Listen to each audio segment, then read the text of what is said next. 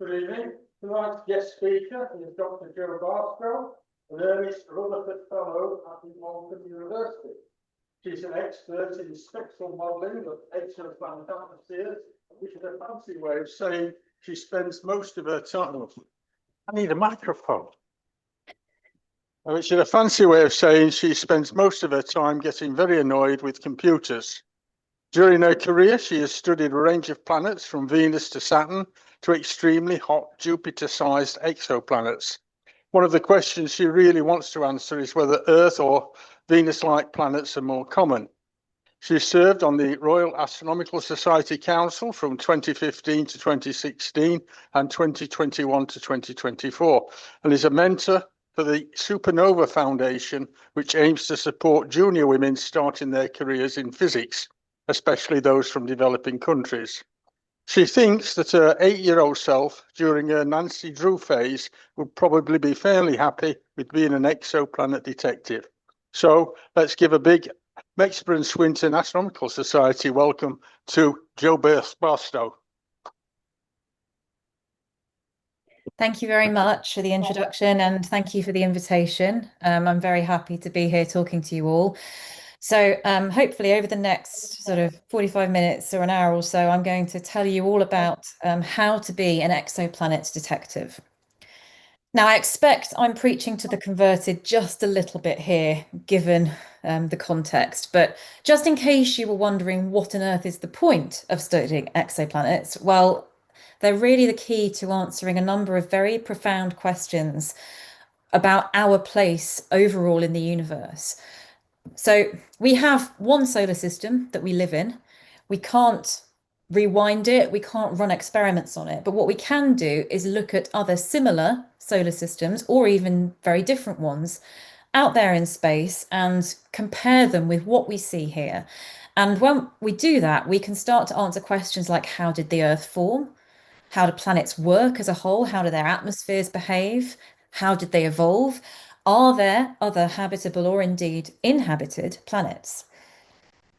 So to start off a little bit closer to home, everybody I'm sure in the room is very familiar with the solar system. This is our home. And for a long time, for hundreds of years, people thought there probably are planets around other stars out there at the point where we realized that our sun was just one of many stars. But perhaps somewhat naively, we thought this is how every planetary system would behave. And we'd have the rocky planets that we call the terrestrial planets close to the sun. Anything bigger and made of mostly gas, that's going to be further away from the sun. And of course, in our solar system, there is just one planet that we would consider to be, strictly speaking, within what we call the habitable zone. And this is a diagram showing the habitable zone of our inner solar system, with Earth in the middle of it, Mars towards the outer edge, Venus towards the inner edge. And a somewhat naive definition of a habitable zone is it's the region within a planetary system where water can exist in a liquid form. And there are actually quite a lot of ways that one can define this. One can very simply say, okay, well, roughly how much light does this planet receive at this distance? Therefore, how hot is it going to be? There are other slightly more sophisticated versions that take into account different types of atmosphere that might exist and how that influences the question.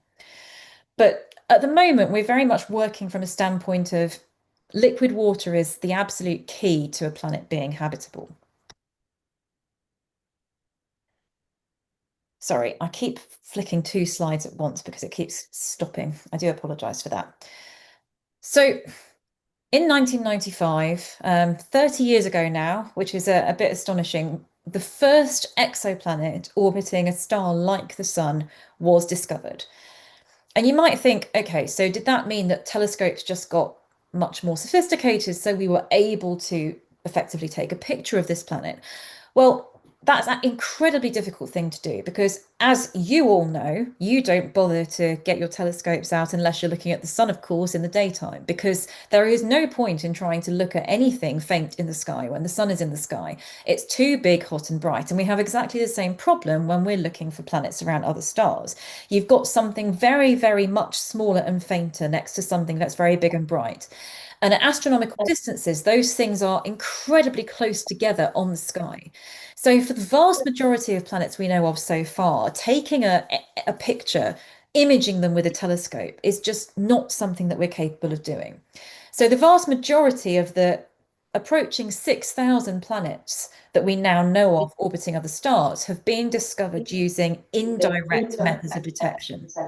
We're not able to actually see them. So one of those methods of detection, the first one and by far the most successful so far, is, I'm sorry, there's a real echo. I don't know if you can hear this too. I can hear my voice coming back to me. We can't, but we'll try and see if we can do something about that. Oh, it's okay. It's only just started. It was okay a few minutes ago. Okay, I'll just keep going. As long as it's not disrupting you, I'll try and just ignore it.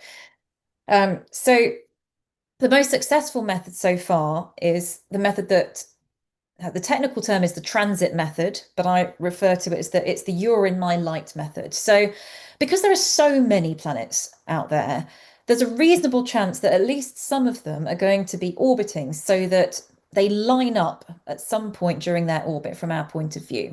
So if the planet lines up just right, it's going to block some of the starlight at some point in its orbit. It's actually going to cross in front of the star. We can see this exact phenomenon, of course, in our own solar system if we're lucky enough to be alive at the right time, because this happens with Venus and the Sun. Very infrequently, but it does happen that Venus will actually pass across the disk of the Sun from our viewpoint. And when this happens for an exoplanet, then what we see is as the planet crosses in front of the star, if we're measuring the amount of light coming from the star, we will see a noticeable dip in the overall brightness of that star. And we can attribute that dip to the planet that's in orbit around it. Now, the size of the dip, the amount of light the planet blocks, that tells us the relative size of the planet versus that of the star. So a smaller planet relative to the star is going to produce a smaller dip. So using this method, we can detect planets and we can also measure their size. Now, the second method of indirect detection is the one I like to call the wobbly stars method. It's also called the radial velocity method. I'm sure that many of you remember at some point sitting in a physics or a maths lesson doing some sort of problem on orbital mechanics. Now, you may remember this with fondness, some of you, others may remember it with a certain amount of dread. But if you were doing that mathematical problem, for example, you were being asked to calculate the orbital speed of a satellite going around the Earth, you were told to assume that the smaller thing, the thing that's doing the orbiting, the satellite or the planet, is massless. You pretend that it doesn't have any mass because that makes the maths much, much simpler. But of course, you know and I know that this is an incorrect statement. Planets do have mass. They just have a lot less mass than the star that they're orbiting. So what happens when a planet orbits a star is not that the star just sits there and the planet goes around it. They actually both orbit a point in space, the common center of mass between them. And it's a little bit like a seesaw pivot. So because the star is so much more massive than the planet, that point is very, very close to the center of the star. Sometimes it's even within the body of the star. But as the planet orbits the star is also doing a much, much smaller orbit around this point in space. It's wobbling a little bit. So even though we can't see the planet, we can see the star. But you might think, well, how on earth do we know the star is moving? Can we actually watch it move across the sky? Well, for some planetary systems, you can do that. The motion is big enough. If it's a nearby star in particular, you can actually see that motion across the background stars. And in fact, the Gaia spacecraft that's been in operation for several years was designed to make exactly that kind of measurement. But for the vast majority of these targets, no, that motion isn't big enough that we can actually track the star across the sky. So the way that we do it is a little bit cleverer. Oh, and I should have said as well that the amount of motion, the speed of the star's motion is going to be related to the mass of the planet. So a bigger planet is going to induce a larger wobble and a faster motion in the star. So the way that we tell the star is moving is we use spectroscopy. So we look at the light coming from the star, we spread it out into all its constituent wavelengths and colors. And because the star has things in its outer layers that will absorb certain colors of light, more on that later, there'll be some particular colors that are missing. And we know a lot about stars by this point, so we know exactly what colours they should be. But when the star is moving, as it's coming towards us, the light waves are getting a little bit squished, and that means the light is getting just a tiny, tiny, tiny bit bluer than it was at other times. When the star is moving away from us, those light waves are getting stretched out and the light is appearing slightly redder. And we can see that shift from blue to red and back again by looking at those missing colours in the star's spectrum using a very precise instrument, usually a ground-based telescope. And that can tell us that there is a planet orbiting the star. It can tell us how massive that planet is. So these are two very successful methods that have both detected many, many, many exoplanets. And ideally, particularly if you've got a planet that you know transits, you should make both measurements for this planet, because if you've measured its transit, you know how big it is, you know its physical size. If you've measured the radial velocity, the wobbling star, you know how massive it is, how much stuff there is in that planet. And that means you can calculate how dense your planet is. You also know from both of those methods how long it takes your planet to go around its star, because you don't usually just measure a single transit and call it a day. You want to know that it's definitely a planet going around that star, so you wait for it to come back and transit again. And that tells you the period of the planet. Also, looking at your star wobbling around, you measure that for several periods as well. If you know the period of the planet and you know the characteristics of the star, then you can also work out how far away that planet is from its parent star. And that finally means you can roughly estimate how hot that planet is, because you know how much light it's receiving from the star. So by using these two methods in concert with each other, you've already learned actually quite a lot about your planet. And what came as a real shock with the first detections of these planets, and even the very, very first one back in 1995, which was detected incidentally using that radial velocity method with a wobbling star, we're finding lots of these planets that are Jupiter size, Jupiter, Saturn mass, but they orbit their stars in a handful of days, compared with Jupiter, which takes many, many years to go around the sun. And these planets pop up, quite frequently, and it just completely turned on its head this abiding idea that we had, that planetary systems have little things in the middle and big things on the outside. There are plenty of systems out there that actually just have one big planet getting very close and personal with the star. So these planets form a class of planet that we've somewhat unimaginatively named hot Jupiters. They're not all necessarily Jupiter size. It's a catch-all term that also incorporates things down to the mass of Saturn. And all of these things are hydrogen helium planets. They're gas giants, and they have typical temperatures of around 1,000 degrees. You compare that with all the planets in the solar system, it's much, much hotter than any of them. And some of them even get to temperatures of around 2,000 degrees or hotter. Some of them get to temperatures comparable to small cool stars. So these are really very extreme objects, but they're also the easiest to study in more detail because they have nice quick orbits, so we can watch them lots and lots of times, and they're nice and big relative to their stars, so they produce nice big signals. So as well as these hot Jupiters, we've also discovered some even weirder objects. So this is one of the planets that I've actually worked on quite recently, and it's called WASP 107b. So the names of these planets often come from the telescope that discovered them, the number of the telescope discovery, and B just means that it's the first planet to be found in the system.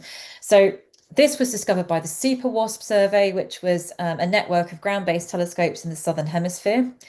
And it's nicknamed variously the candy floss planet. It's also, I've heard it referred to as the popcorn planet. And the reason for this is that it's a ridiculously low density object. So it's about the mass of Neptune, but it's nearly as big as Jupiter. So it's as if you took something Neptune sized, stuck a bicycle pump into it and inflated it. And actually we're finding quite a few of these objects too. They get puffed up sometimes due to being heated by their stars. This one actually is being puffed up because its orbit is a little bit a little bit oval, it's a little bit non-circular, and that means that it gets a little bit squeezed as it goes around its star, and that squeezing is what's doing the heating. It's exactly the same mechanism as produces volcanoes on Jupiter's moon Io. But what about smaller planets? So we've found lots of big things, Jupiter-sized, down to Neptune mass.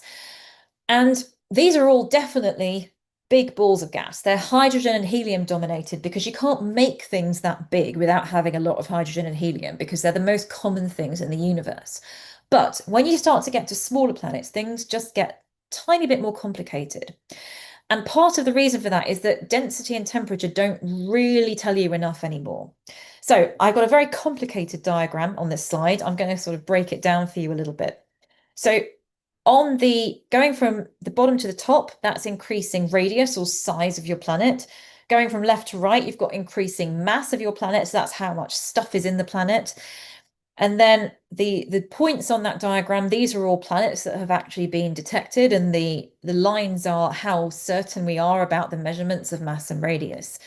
And then we've got these lines as well on the plot that are labeled. So at the top left of this diagram, everything up here, this is a gas giant type thing. Everything up here is a hydrogen helium dominated thing. And then we've got a bunch of things in the bottom right corner of the plot. You'll see those lines are labeled rock, 33% iron, Fe, 100% iron. So these are compositions that are a bit Earth-like, rocky, or have even a bit more metal in than the Earth. So everything over there is going to be mostly rocky, a little bit like the Earth. It's going to have just a very thin little sliver of atmosphere on top of a rocky thing. But all the stuff in the middle, now that is where it gets interesting. So these are things that are a little bit bigger than the Earth, a bit lower density than the Earth, but not big enough to be a Neptune or a Saturn or a Jupiter. And we don't have one of these in our own solar system. So we don't really know what to expect. These things could be miniature Neptunes with a slightly bigger rocky core. They could be super Earths, but with a little bit of hydrogen and helium left in their atmosphere that makes them a bit fluffier. They could be things that have a lot of water in. You'll see that the curve in the middle of this diagram is the blue line is labeled 100% water. So that's where the density of water would lie on this plot. So these things are really interesting, but just knowing their density and how hot they are, it doesn't really pin down what these planets are like at all. So exoplanet detectives have to do some more detective work. And the way that we have to do this, these planets have been detected indirectly. We can't, at the moment, image these objects. But there is something that we briefly talked about earlier on that's going to really help us with this. And that was when we were talking about the radial velocity wobbling star method. And we were talking about how we knew the star's light was being shifted a little bit redder and a little bit bluer. And that thing is spectroscopy. So this is a diagram of the spectrum of our own sun.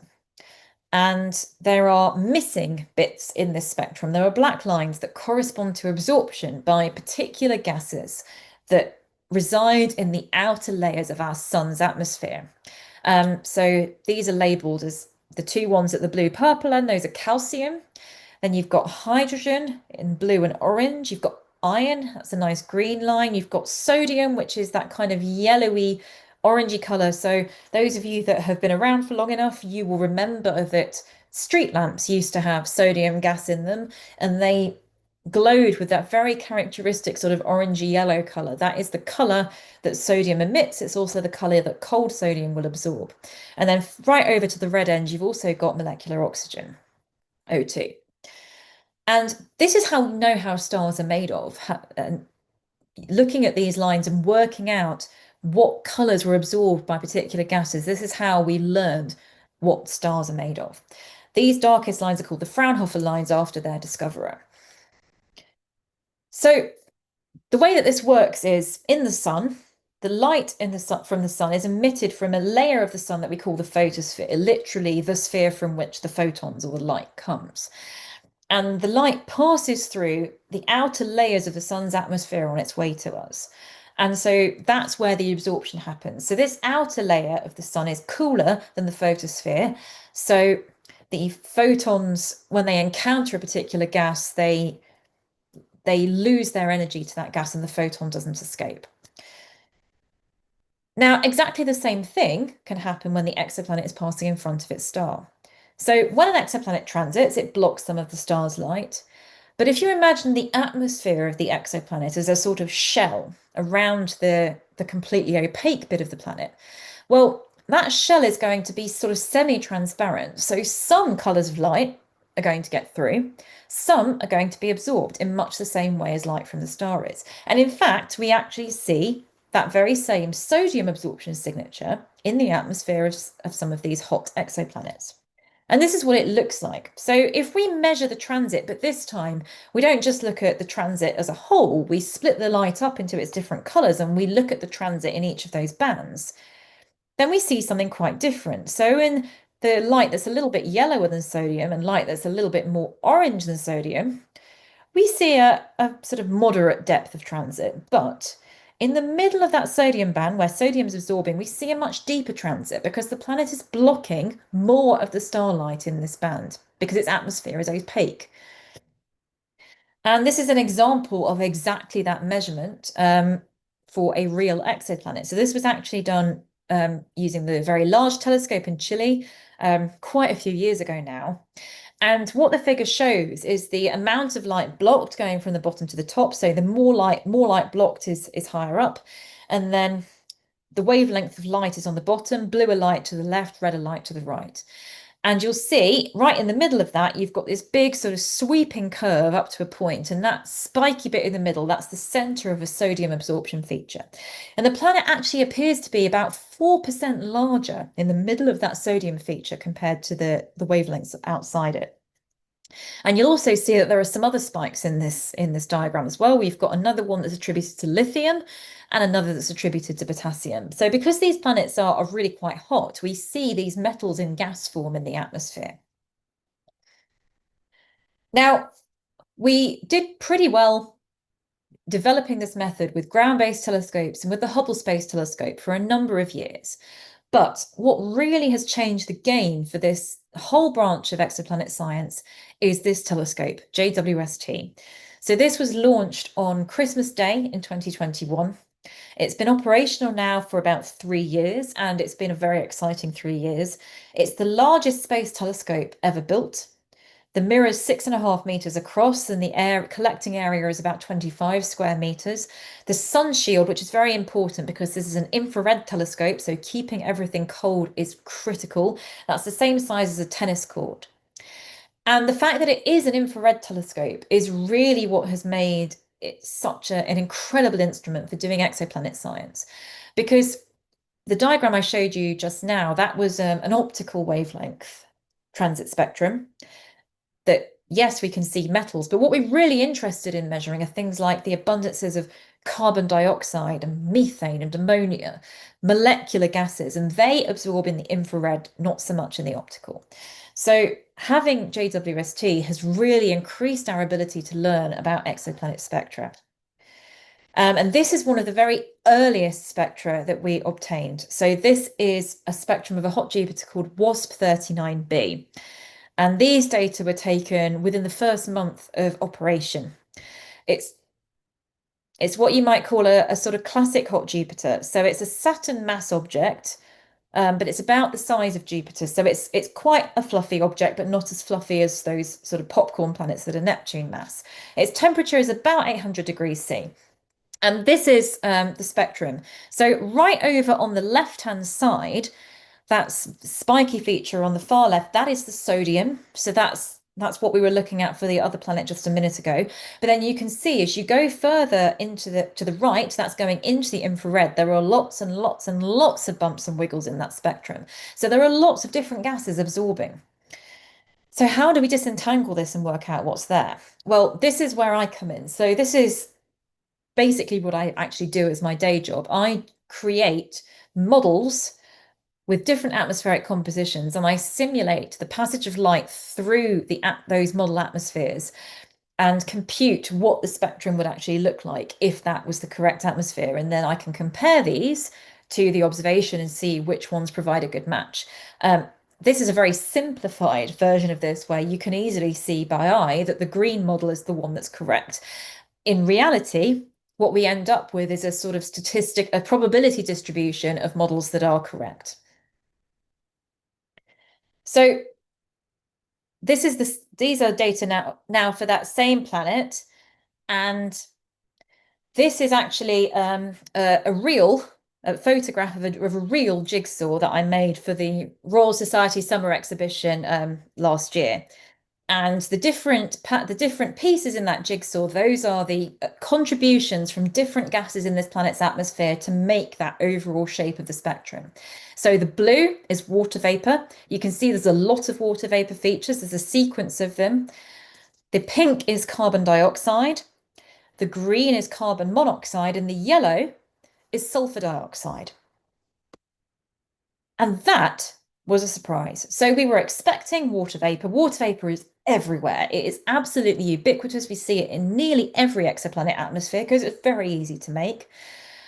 Carbon dioxide, also very common. Carbon monoxide, again, very common. These things are easy to make, but sulfur dioxide was not expected to be there, for the reason that this is a hydrogen-helium dominated atmosphere.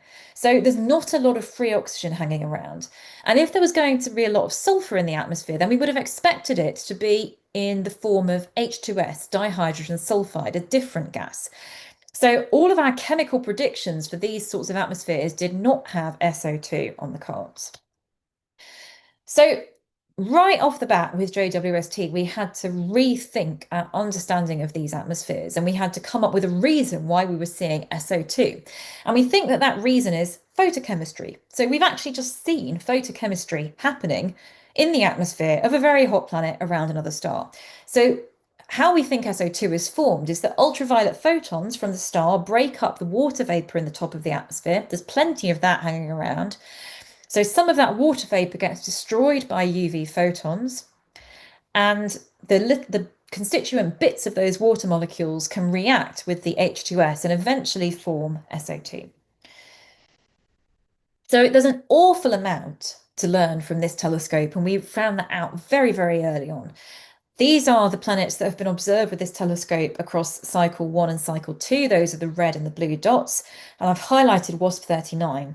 And you can see that these cover a huge range in size and in mass. But they also include some planets that are right in the bottom left of that diagram. And these are the TRAPPIST-1 planets. TRAPPIST-1 is a really fascinating system because it is a system of 7 rocky planets, but around a star that is much, much smaller than the Sun. So this is a really sort of tiny, compact little system of planets. And one of the things that makes it particularly interesting is that E, F, and G are all maybe in the habitable zone of that parent star, because even though they have orbital periods of only a few days, because this star is so cool, that leads them to have a temperature that would be compatible with liquid water on the surface. So these could be potentially candidates for finding another Earth-like planet, and indeed another Venus-like planet, because there are 3 planets that are interior to the habitable zone in that system. So we might want to look for absorption signatures, for example, of ozone. That might be a way to identify an atmosphere like the Earth. But the trouble with TRAPPIST-1 is that these planets are small, and not only are they small, their atmospheres are thin. And the thin atmosphere makes this really, really, really difficult to make the measurement. So even though the star is small and the planet to the star ratio is reasonable, because they're rocky and they have little tiny thin slivers of atmosphere, unlike those gas giant planets that have really big fluffy atmospheres, we just don't see very big differences in the transit depth in different colors of light.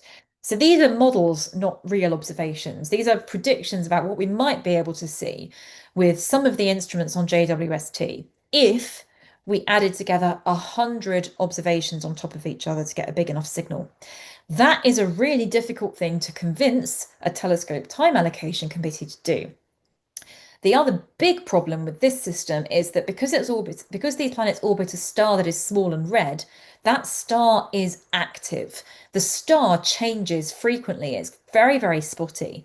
So, I mean, and also for these planets, you know, we've seen some gorgeous aurorae over the last year or so. The sun's been putting on quite a show for us, but these planets are very, very close to a much, much more active star than the sun.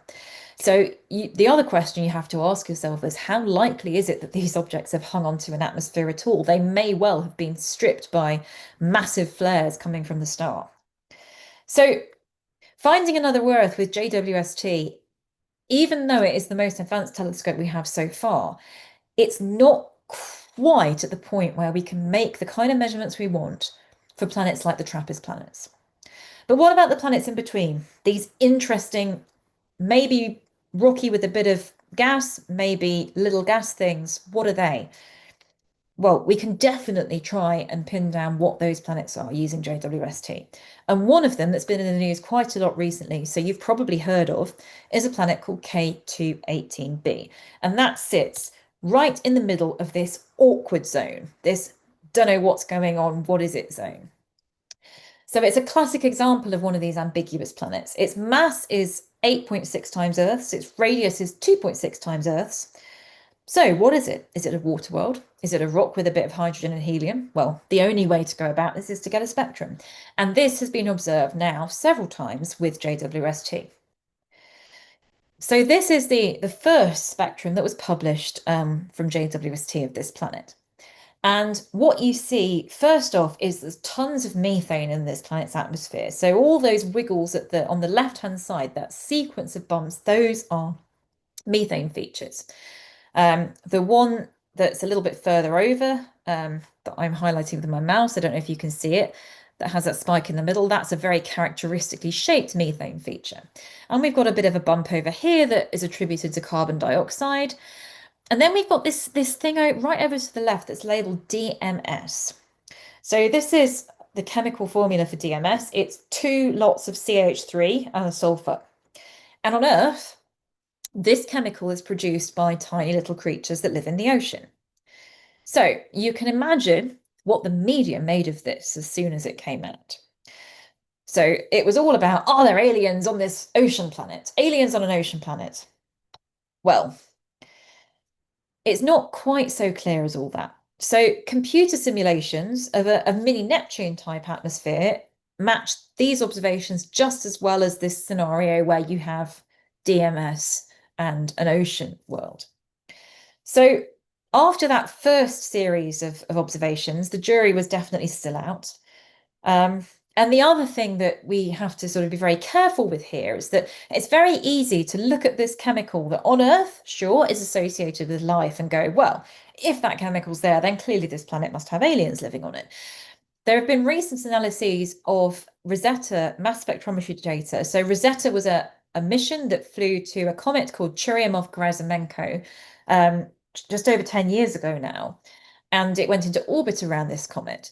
And mass spectrometry observations from that reveal that there is evidence for DMS on that comet. Now, we know that there's nothing living in that comet.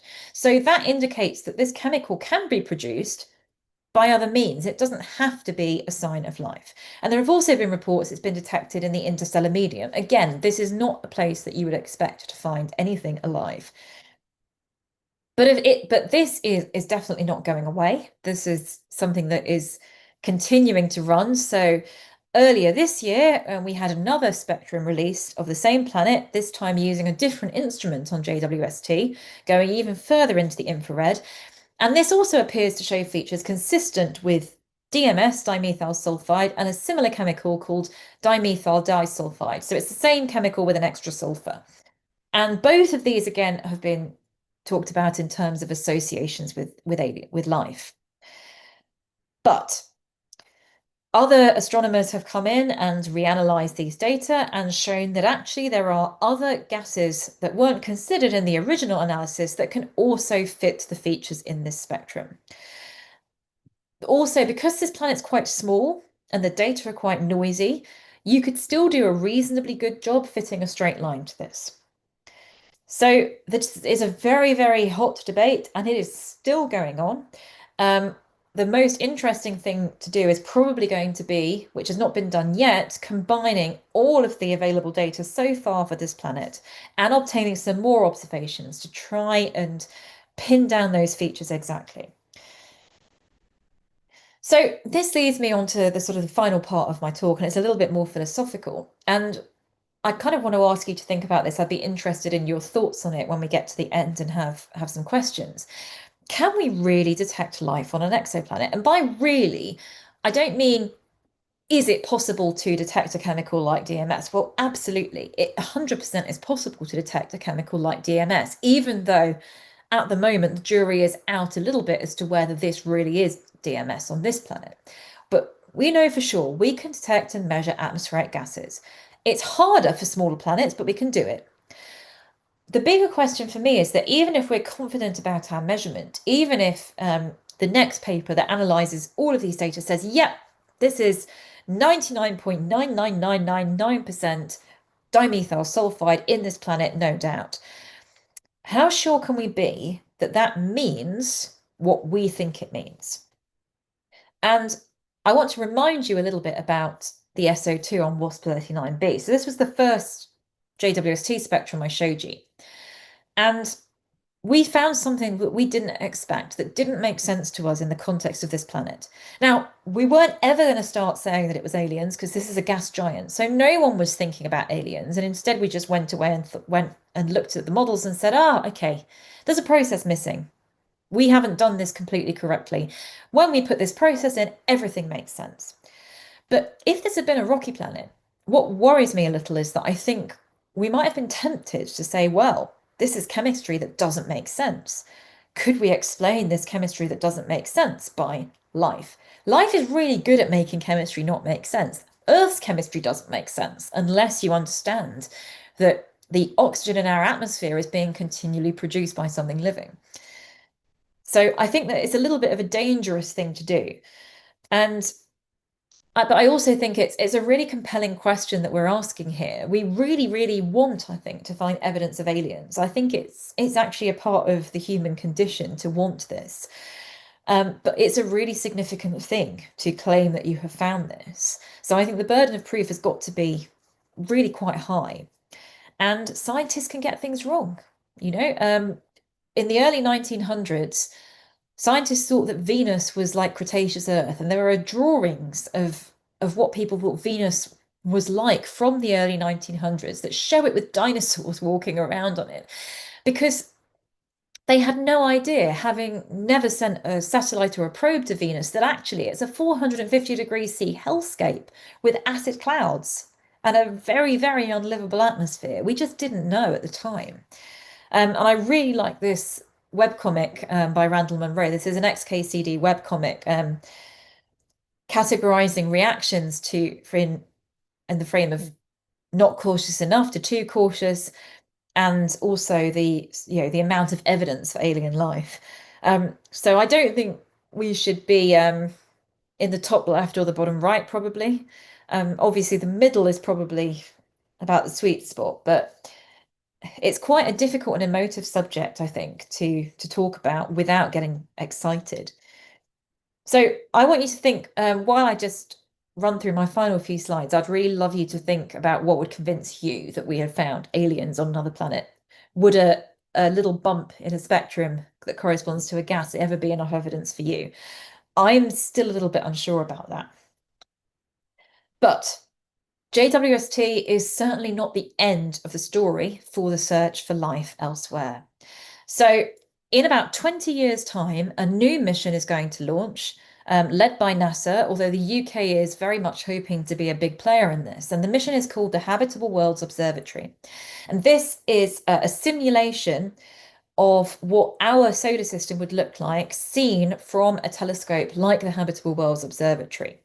And it's a different kind of telescope altogether. So it has something in it called a coronagraph, which basically blocks the light from the central star and enables the telescope to be sensitive to the planets around it. And Habitable Worlds Observatory is aiming to get down to contrasts of 10 to the minus 10.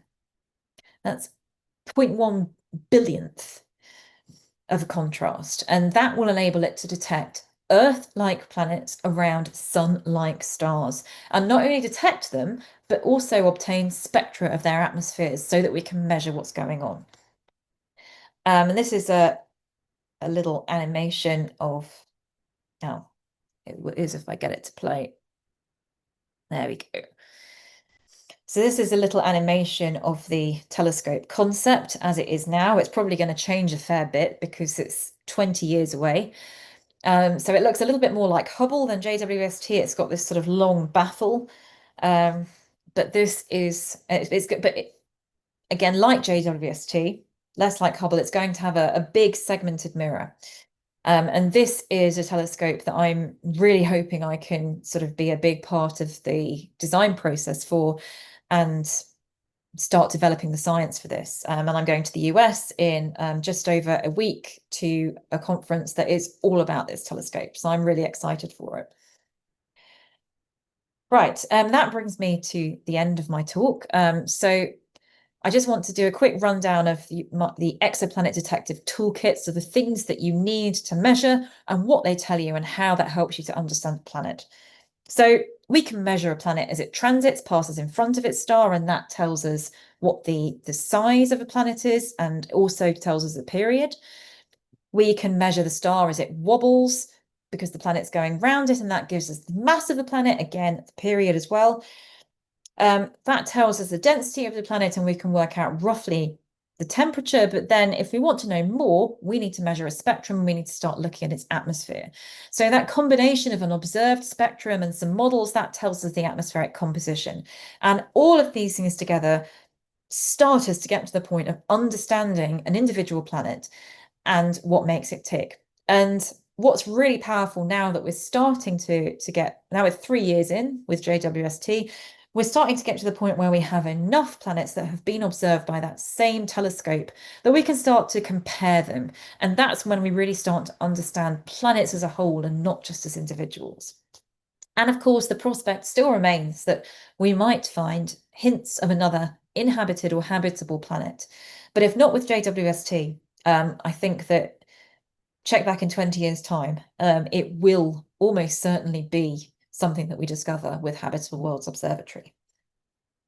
So thank you very much for your time. I think I might have gone through that rather quickly, but I'm very happy to take questions and have a chat about any of the points that have been raised. Thank you.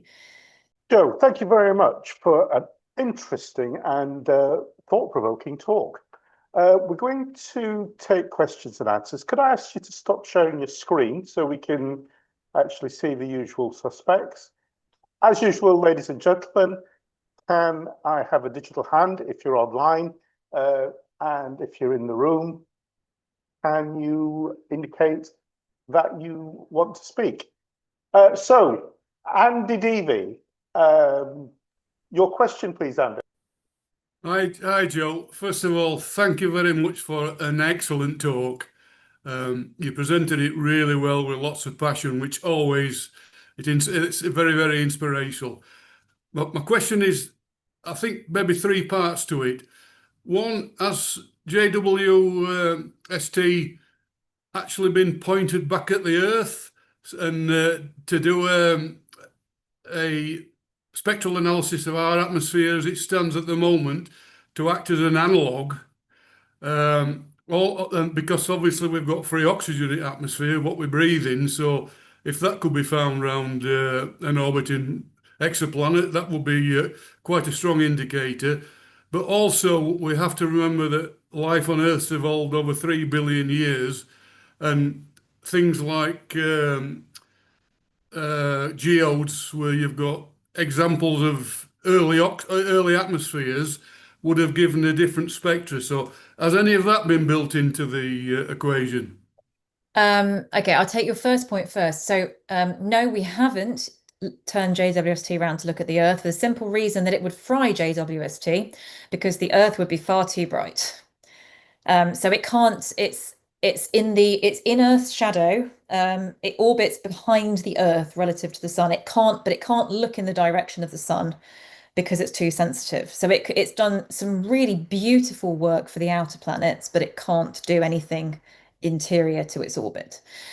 That's not to say that this sort of thing hasn't been tried. So there have been attempts to measure the Earth as an exoplanet by looking at reflected light from the moon during a lunar eclipse, when Earth's shadow is passing in front of the moon, and a little bit of that will be the atmosphere. So that people have tried to make that measurement. It's actually really hard because you might think that the moon is a nice big bright disk, but it's actually quite bumpy and the surface changes quite a lot. So whilst that was attempted, I think actually getting the information out was quite difficult. But we have used sort of solar capable telescopes to do that sort of measurement. So it has been looked at, not in exactly the same way as we can with JWST. They tend to be much cleaner and more precise spectra because of the kind of instruments that we're using. But it has been done because we do want to understand how that looks. And in terms of things being different, absolutely. So there's a huge amount of theoretical work being done. Actually, some of it being done at the University of Cambridge by a colleague of mine called Paul Rimmer, who has spent a lot of time modeling not just what current Earth would look like, but also Earth back through the ages and the different atmospheres that it has had as life has evolved, as things on the planet have evolved. So yes, looking for a sort of pre-biotic Earth or early biotic Earth is absolutely on the cards, and it's something that people are thinking about doing because, yeah, you're right. We could catch this planet at any point in its evolution if we're going to look at one that could be habitable. Thank you very much. Thank you very much. Okay, Andy. Thank you for that. Could I ask you to turn off your microphone? Thank you. And questions in the room? Andy Kirkman-Walden in the room. Hi. Is it possible to identify exoplanets by the radial velocity method if there's more than one planet in the system? Yes, absolutely. So there's a group at the Open University. Some of my colleagues do exactly that. And yes, there have been planetary systems found that have 6, 7 planets in that have all been identified using the radial velocity method. So it has to be done with quite careful modeling of the signal, but it can absolutely be done. Multiple planets is actually less of a problem than you might expect. One of the biggest problems, which is a problem for all sorts of methods and all sorts of science, is what the star is doing, because active stars are a problem in that method as well. If the star's got spots on it and the star is rotating and the spots come in and out of view, that can introduce signals that can look quite like a planet if you're not careful. So that needs to be also very carefully modeled out. But yes, it is possible. Okay, Andy. Mike.